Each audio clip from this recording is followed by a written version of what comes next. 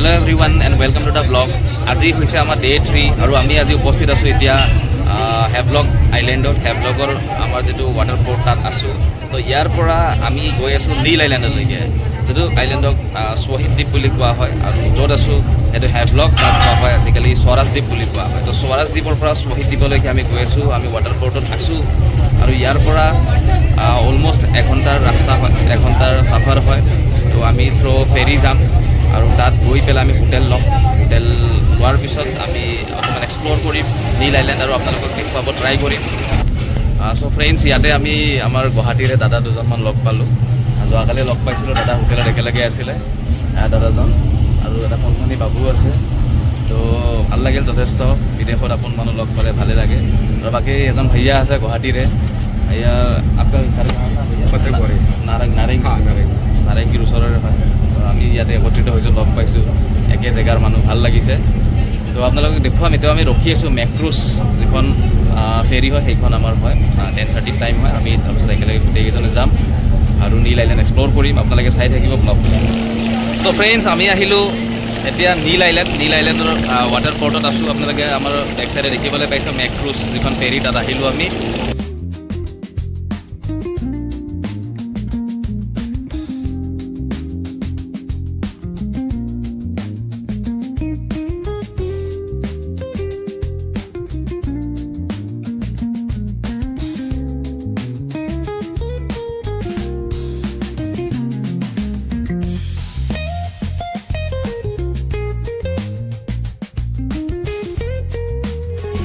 তো friends, finally আমি নীল island পালোঁ। নীল আইলেণ্ডৰ পৰা আমি এতিয়া আমাৰ যি ডেষ্টিনেশ্যন হোটেল পালোঁহি। হোটেলখন আপোনালোকে দেখিবলৈ পাইছে, ইয়াৰ নাজাৰা আপোনালোকে চাওক।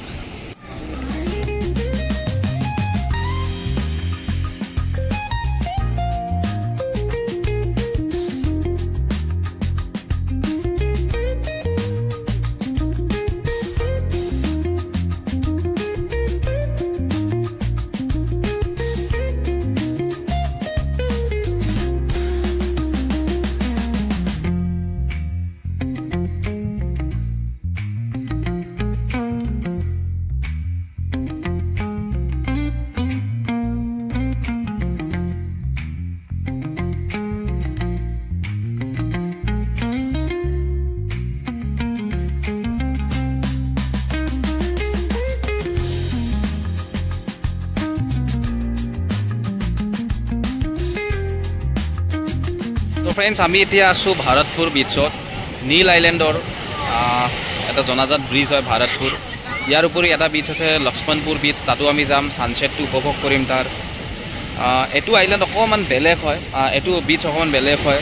আৰু এইটো বুলিয়ে নহয়, প্ৰত্যেকটো বিচৰে ভাইবটো বেলেগ বেলেগ হয়। ইয়াত যেনেকৈ গছ গছনিৰে পৰিপূৰ্ণ হয়, তো এটা দেশী টাইপ লুক এটা আছে। বাকী লক্ষ্মণপুৰটো এতিয়ালৈকে যোৱা নাই, গ'লে গম পাম। কিন্তু প্ৰত্যেকটো বিচৰে এটা বেলেগ বেলেগ ভাইব আছে। ইয়াৰ পৰা এটা ধুনীয়া নাজাৰা আছে, যিটো আমাৰ পৰ্টটো, এইটো পৰ্টটো ন আছিলোঁ যে, এই যিটো আমি ৱাটাৰপৰ্টত নামিছিলোঁ হেভলক আইলেণ্ডৰ পৰা, সেই পৰ্টটোৱে বেক চাইডত আছে। আপোনালোকে যদি দেখে তেতিয়াহ'লে গম পাব। ইয়াতে কেমেৰাত কেপচাৰ কৰা নাই। আৰু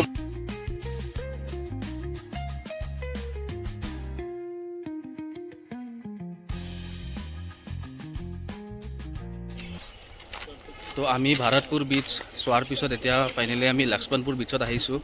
ছানছেটৰ কাৰণে ফেমাছ হয় লক্ষ্মণপুৰ বিচ। তো ইয়াতো আমি ছানছেটৰ দৃশ্য উপভোগ কৰিম আৰু তাতে দুই এটা ফটোশ্বুট কৰিম। আমি নিজৰ কেমেৰাৰে ফটোশ্বুট কৰিম আৰু তাৰপিছত আমি ৰিটাৰ্ণ হ'ম আমাৰ হোটেললৈকে।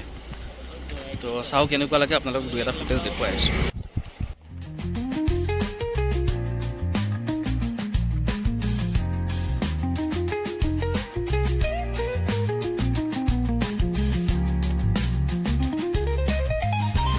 ফ্ৰেণ্ডছ, মই এতিয়া আছোঁ Laxmanpur বিচত, one of the famous বিচ ফৰ ছানছেটৰ কাৰণে যথেষ্ট ফেমাছ হয় লক্ষ্মণপুৰ বিচ। তো আপোনালোকক দেখুৱাম। আৰু যি আমাৰ এটা ৰক ব্ৰিজ আছে, সেইটো লক্ষ্মণপুৰ বিচ নাম্বাৰ 2ত আছে। এইটো বিচ 1 হয়, 2ত আছে, সেইটো আমি যাব ট্ৰাই কৰিম। চাওক বেক চাইডে কি ধুনীয়াকৈ বিচটো আছে। ইয়াত যথেষ্ট লোক আহিছে।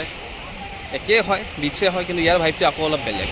জংঘলৰ মাজে মাজে আহিব লাগে, প্ৰাকৃতিক দৃশ্য, খোজকাঢ়ি আহিব লাগে অকণমান দূৰ, বহুত ধুনীয়া লগা দৃশ্য। এইবিলাক দৃশ্য ভিডিঅ'ত, ফটোত বা কথাৰে সেইবিলাকত অনুভৱ দিব নোৱাৰি। আপোনালোকে গেলি আহিলে গম পাব, খুব ধুনীয়া দৃশ্য হয়। এয়া চাওক, যথেষ্ট ইয়াত লোক আছে আৰু এটা খুব ধুনীয়া শান্ত পৰিৱেশ, ৰিলেক্স কৰিবৰ কাৰণে যথেষ্ট ভাল ঠাই হয়। এয়া হৈছে Laxmanpur beach.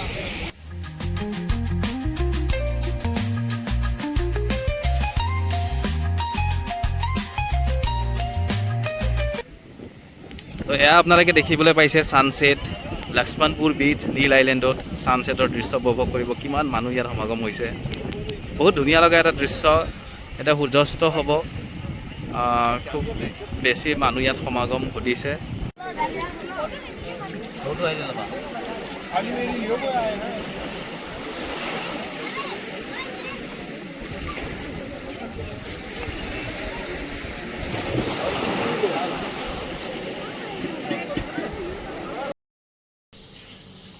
Good morning everyone from Neil Island. আজি আমাৰ ডে 4 হয়।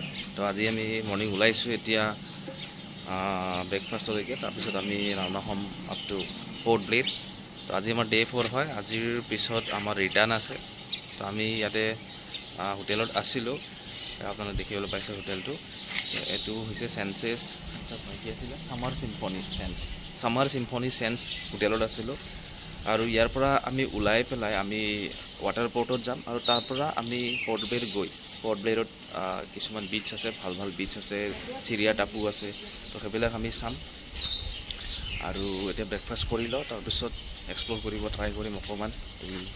এই এৰিয়াটোত এটা বিচো আছে, আপোনালোকে এই বেক চাইডে যিটো দেখি আছে সেইটো বিচ হয়, এইটো প্ৰাইভেট বিচ হয়। মানে ইয়াত এনেকুৱা নহয় যে বিচ মানে আল্টিমেটলি আপুনি ক'ৰবাত যাব লাগিব, য'ত থিয় দি থাকে তাতেই বিচ হয়। তো আমি এতিয়া ব্ৰেকফাষ্ট কৰি লওঁ, তাৰপিছত আমি আমাৰ এটা স্থান আছে তাতে মুভ কৰিম। তাত ধুনীয়া ধুনীয়া ফটো হয়, যিটো নেচাৰেল ব্ৰিজ আছে, যিটো শিলেৰে বনোৱা ব্ৰিজ হয়। তো তাত ফটো শ্বুট কৰিম, তাৰপিছত আমি ৱাটাৰপৰ্ট যাম, দেন আমি পৰ্ট ব্লেৰ যাম আৰু আপোনালোকক দেখুৱাই থাকিম। চাই থাকিব ব্লগ।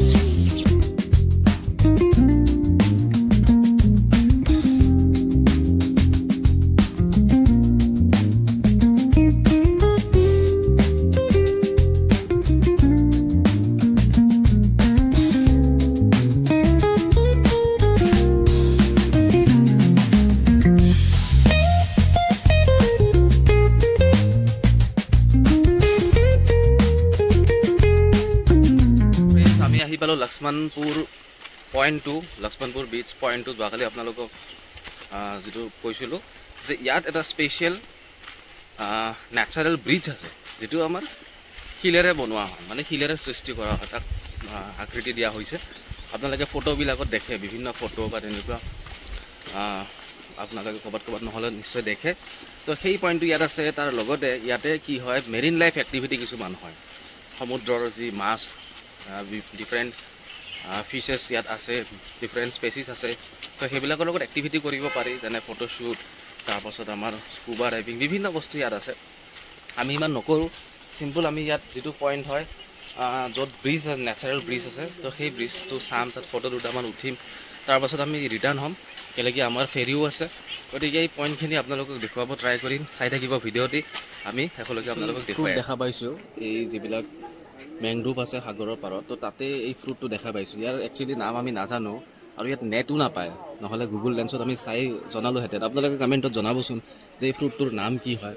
তো ফ্ৰুটে হয় নে তেনেকুৱা জাষ্ট বীজ হয়, আমি গম নাপাওঁ, কিন্তু খুব ধুনীয়া হয়, পাইনৰ নিচিনা দেখিবলৈ, দেৱদাৰু বা পাইনৰ ফলটো যেনেকুৱা হয় তেনেকুৱা দেখিবলৈ।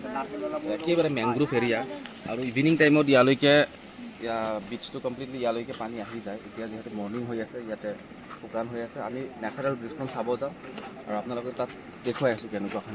চাওক কি ধুনীয়া সাগৰৰ মাছ আপোনালোকে দেখিবলৈ পাইছে। ইয়াতে এনেকুৱা সৰু সুৰা মেৰিন লাইফ আছে, আৰু ভিতৰতো বহুতখিনি আছে। আমি জাষ্ট য'ত ফটো উঠিব আহিছিলোঁ তাতে এনেকুৱা ধৰণৰ কেঁকুৰা, তাৰপিছত মাছ, তাৰপিছত কাছৰ পোৱালি, বিভিন্ন ধৰণৰ মেৰিন লাইফ ইয়াত পোৱা যায়, যিটো আমাৰ লক্ষ্মণপুৰ বীচ পইণ্ট 2 হয়, য'ত নেচাৰেল ব্ৰিজ আছে। তো তাৰ একেবাৰে ওচৰতে অৱস্থিত হয় এই বিশেষ পইণ্টটো। ইয়াত মেৰিন লাইফ পোৱা যায়, খুব ধুনীয়া হয়। সেইটো ছাইডেও আছে, সেইটো ছাইডেও আপোনালোকে দেখিব পাৰিছে, যথেষ্ট আছে। কিন্তু ইয়াতে জুৱেলাৰী ফিছ নাই আচলতে, সেইকাৰণে হয়তো যথেষ্টখিনি কেমেৰাত ক্লিয়াৰ অহা নাই। আৰু ইয়াত এবিধ বিশেষ প্ৰজাতিৰ আমি অক্টোপাছৰ লেখীয়া এটা বিশেষ পোক আছে ইয়াতে দেখিব পাইছে। এইটো আমাৰ সেইটো চাইডে অসমৰ পিনে এনেকুৱা বস্তু নাই, নদী বা সেয়াটো জংঘলতো, কিন্তু এইবিলাক সমুদ্ৰৰ হয় বিভিন্ন প্ৰজাতি, খুব কিউট হয় দেখিবলৈ। এয়া চাওক কি ধুনীয়া কেঁকুৰা ওলাই আহিছে শিলৰ ফাঁকৰ পৰা, খুব ধুনীয়া দেখিবলৈ। এয়া হয়তো অক্টোপাছৰ প্ৰজাতি হয়, আমি ইয়াতে উদ্ধাৰ কৰিবলৈ সক্ষম হৈছোঁ। চাগে অক্টোপাছৰে এটা প্ৰজাতি হয়, আধাটো সোমাই আছে। আৰু ইয়াতে তৰা মাছো আছে, আমি যিমানখিনি শুনিছোঁ, আমি এতিয়ালৈকে প্ৰত্যক্ষ কৰা নাই। কিন্তু খুব ধুনীয়া হয়, বহুত বেছি মেৰিন লাইফ ইয়াত আছে। আৰু প্ৰত্যেকটো জেগাতে আমি দেখিবলৈ পাই আছোঁ এনেকুৱা ধৰণৰ প্ৰজাতি, বিভিন্ন মাছ, বিভিন্ন সমুদ্ৰৰ মেৰিন প্ৰজাতি আমি দেখিবলৈ পাই আছোঁ ইয়াতে। ফিডিং কৰি আছোঁ ফিছক, কিমান ফিছ আহিছে ইয়াতে চাওক। ইয়াতে আমি বিস্কিট দি আছোঁ, কিমান প্ৰজাতি ইয়াতে আহিছে চাওক। চ' ফ্ৰেণ্ডছ, এতিয়া আমি লক্ষ্মণপুৰ বিচৰ পৰা ওলাম। আমি ভালেখিনি দূৰ ট্ৰেকিং কৰি পেলাই সেই নেচাৰেল ব্ৰিজটোলৈকে গৈছিলোঁ। এতিয়া আমি গৈ আছোঁ, আমাৰ গাড়ী ৰখি আছে। দেন আমি ৱাটাৰ পৰ্টলৈকে যাম। ৱাটাৰ পৰ্টত গৈ পেলাই আমি আজি যামগৈ পৰ্ট ব্লেৰ, আৰু পৰ্ট ব্লেৰত আজিৰ দিনটো এক্সপ্ল'ৰ কৰি পেলাই কাইলৈ আমি ৰিটাৰ্ণ হ'ম। তো আজিৰ ব্লগটো এইখিনিতে সামৰিছোঁ। আশা কৰোঁ আপোনালোকে ভাল পালে, নেচাৰেল বস্তু অকণমান দেখাব সক্ষম হ'লোঁ। তো যদি চেনেলটি নতুনকৈ ভিজিট কৰিছে, চেনেলটো ছাবস্ক্ৰাইব কৰিব আৰু কমেণ্ট কৰি জনাব কেনেকুৱা পালে। Thank you, bye by.